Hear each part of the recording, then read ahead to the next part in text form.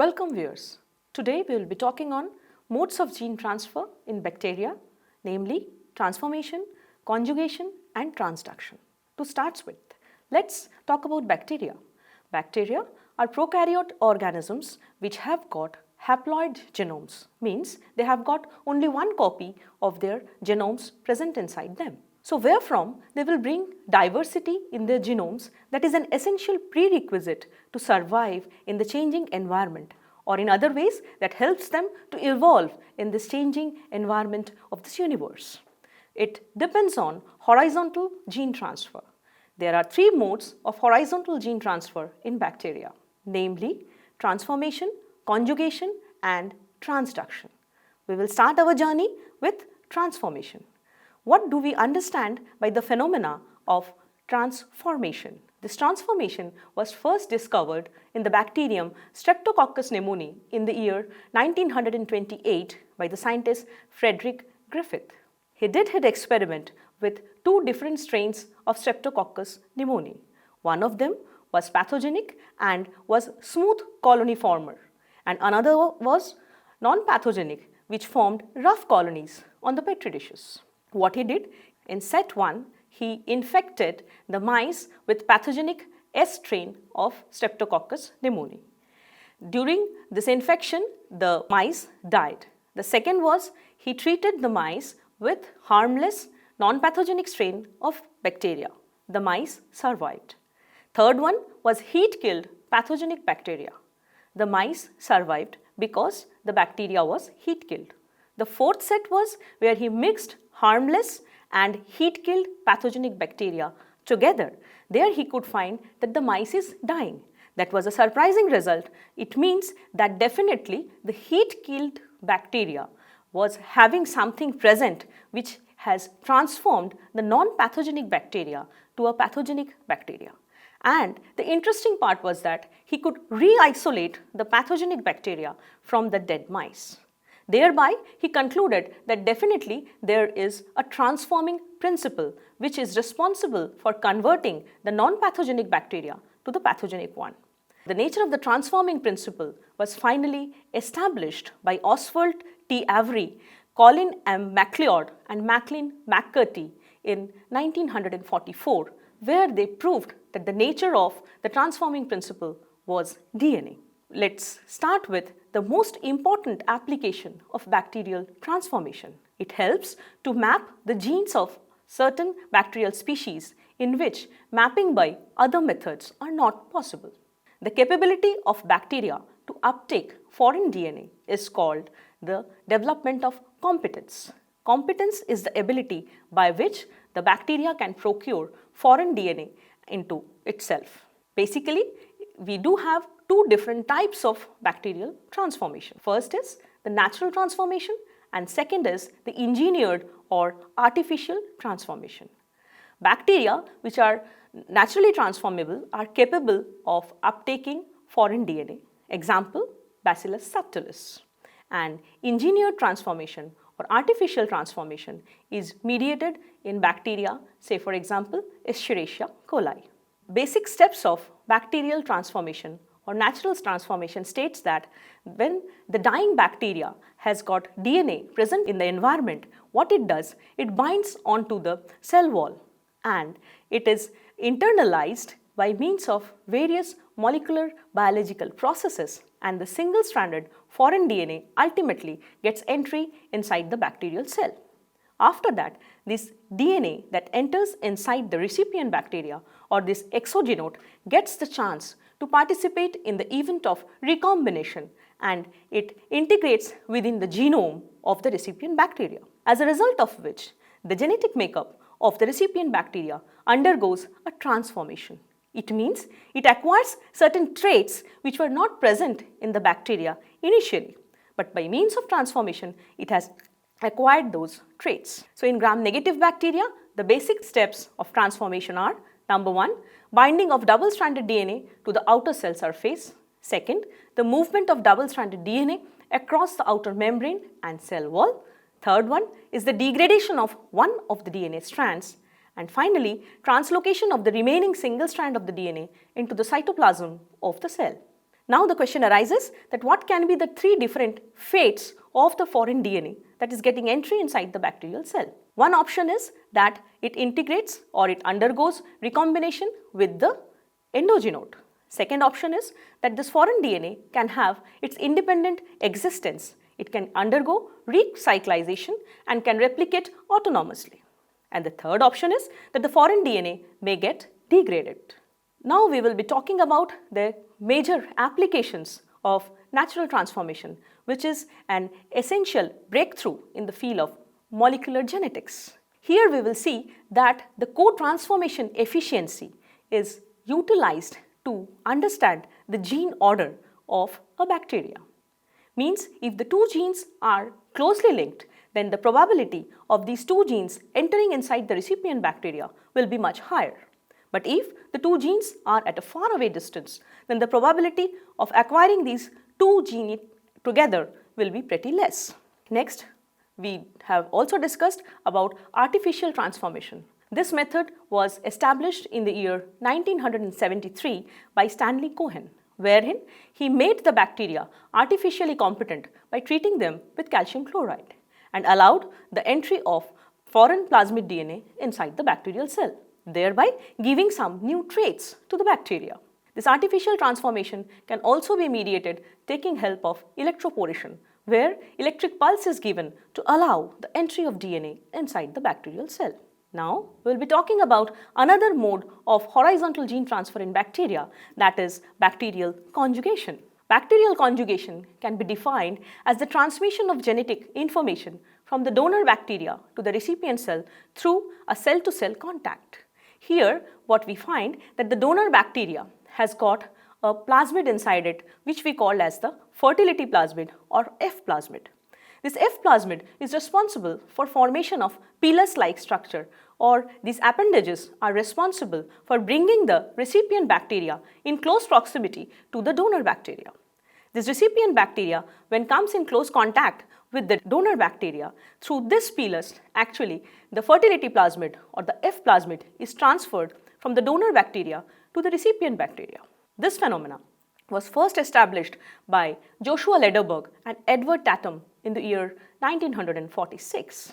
They did a simple experiment wherein he started his journey with two kinds of auxotropes. One was methionine minus, biotin minus, threonine plus, leucine plus and thymine plus. Another one was methionine plus, biotin plus, threonine minus, leucine minus and thymine minus.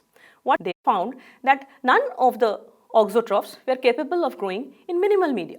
But when they mixed these two cells together, it means they allowed the cells to come in contact. They could find that the mixture is capable of growing in minimal media. Thereby, now the question arises whether at all cell-to-cell contact is an essential prerequisite. To further prove this, they take the help of Bernard Davis experiment, wherein he used a U-tube which was separated taking help of a filter. And the pore size of the filter or the membrane was so that it is not allowing the passage of the bacterial cells. And in the two arms of the U-tube, he took the two auxotropes. And cell-to-cell contact was not allowed. Therein he could find that auxotropes cannot be converted into prototrophs, and the cells are not able to grow in minimal media. But as soon as the pore size of the slit or the filter was increased and allowed the cell-to-cell to be in contact, he could find that the auxotropes are getting converted into prototrophs. That further proved that yes, cell-to-cell contact is an essential prerequisite to carry on the process of bacterial conjugation. This bacterial conjugation can again be of two types. One is wherein the entire F plasmid is getting transferred from the donor bacteria to the recipient bacteria. As a result of this kind of transfer, the donor bacteria transfers a copy of the F plasmid to the recipient bacteria. But the copy is already replicated within the donor cell, as a result of which both the cells, that is the donor and the recipient, becomes F+. Means now the recipient becomes almost equivalent to the donor bacteria. But the interesting case is when this plasmid gets the chance to integrate within the genome of the bacteria, then such a strain of bacteria is called as HFR, where HFR stands for high frequency of recombination. It means when such an HFR strain is participating in the event of conjugation with an F- bacteria, then what happens? As we already know that the conjugation bridge which is formed between the donor bacteria and the recipient bacteria is formed for a very transient phase, as a result of which during the process or during the course of transfer of the plasmid from the donor to the recipient, a part of the bacterial genome is also getting transferred from the donor to the recipient bacteria. As a result of which the recipient bacteria under no circumstance will receive whole of the plasmid. It receives a part of the plasmid DNA as well as a part of the bacterial DNA. And hence this bacterial DNA which enters from the donor to the recipient gets the chance to participate in the event of recombination with the recipient bacteria, as a result of which the genotype of the recipient bacteria undergoes a change. Means the recipient bacteria, say for example, may be auxotroph and it is A minus, B minus, C minus or D minus. And during the course of HFR cross F minus mating, we will find that the recipient bacteria has received A plus and B plus gene from the donor bacteria, and now it turns out to be A plus and B plus. It means the recipient bacteria, which we are now calling as the transconjugant, has the genotype which is different from the donor as well as the recipient. So HFR cross F minus mating is supposed to be one of the most promising leads that led to the mapping of the bacterial genome. It is supposed to be the most successful method that helped the molecular geneticists to carry on the mapping of the bacterial genome. Herein, what scientists have done, they have carried on interrupted mating experiments, wherein they have allowed the cell to cell to be in contact for different time intervals, and they checked that which genes are getting transferred. Say for example, if I talk about here in this figure that leucine plus and threonine plus are the first two genes which are getting transferred from the HFR to the F minus strain. But if I allow the cells to be in contact for, say for example, 9 minutes, then I could find that the recipient bacteria now has become azithromycin resistant, which was initially azithromycin sensitive. If I further allow the cells to be in contact for 10 minutes, then I find that they are becoming TORN resistant. And the story goes on.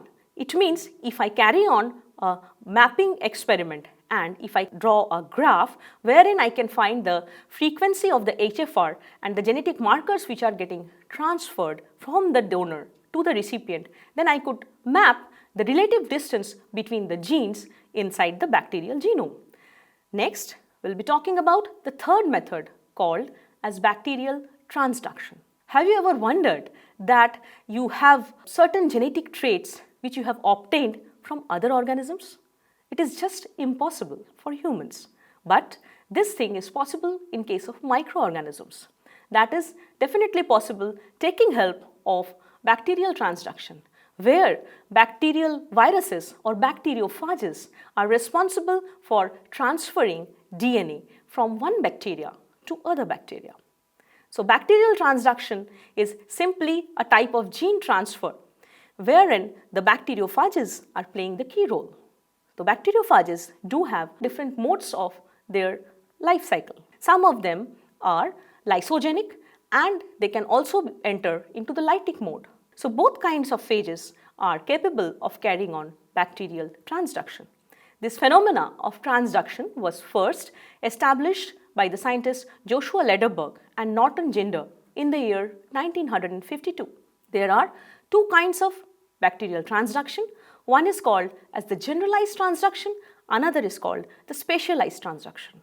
So let's talk about generalized transduction. The story began in 1952 when these two scientists were working on the bacteria Salmonella typhimurium. What they could find that they have got two different strains. One was methionine minus, histidine minus, and the other was phenylalanine minus, tryptophan minus, and tyrosine minus. And when they carried on the mixing of these two bacteria, they could find out that they are growing in minimal media. But they carried on this experiment in simple U-tube experiment wherein they have not allowed the cell-to-cell contact to take place. Then how, without the cells being participating in the contact process, how at all the genetic traits are getting changed? So to prove this, they could find finally the pore size of the membrane was equivalent to the pore size of the virus. Means the size of the virus is just optimal and they are supposed to be the carriers of genetic material. How actually the process takes place? Let's take the example with a lytic bacteriophage, where the bacteriophage is infecting a bacterial cell. As you can see that the bacteriophage genome is of sky blue in color and the bacterial genome is of black in color.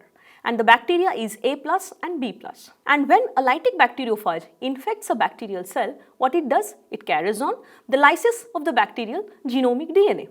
And during the course of its packaging of its genome, in some of the phage heads, instead of packaging the phage genome, what it has done? It has packaged the degraded DNA of the bacteria. It means it follows the headful mechanism, and as a result of which, when such a phage that has packaged the bacterial DNA inside its heads further reinfects another bacteria which has got a genotype of A minus B minus, then the recipient bacteria now has got two copies of A and B. One was in its own endogenote, that is A minus B minus, and the another one that it has received by means of transduction, means it is being mediated by the lytic bacteriophage. It receives another copy of A plus and B plus. As a result of which, bacteria gets the chance to participate in the event of recombination and undergoes a change in its genetic makeup. Generalized transduction can again be divided into two categories. One is called complete generalized transduction, wherein we can find that the exogenote that enters inside the bacterial cell undergoes recombination with the endogenote. On the other hand, it may happen that the exogenote is not participating in recombination with the endogenote. Under such circumstances, the exogenote has an independent existence. Such an independently existing DNA is not transmitted to the daughter cells as because it lacks origin of replication. It means during every cell division, we will have one copy of the bacteria that has got the exogenote present in it, but the other copy is devoid of this exogenote. So this kind of generalized transduction is called abortive transduction. Now we are coming to specialized transduction.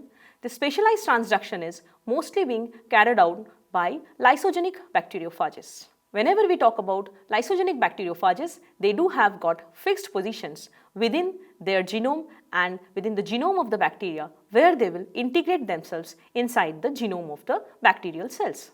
Such as if we take the example of lambda, lambda integrates between the gal and bio gene of E. coli, utilizing the ATB and ATP sites present.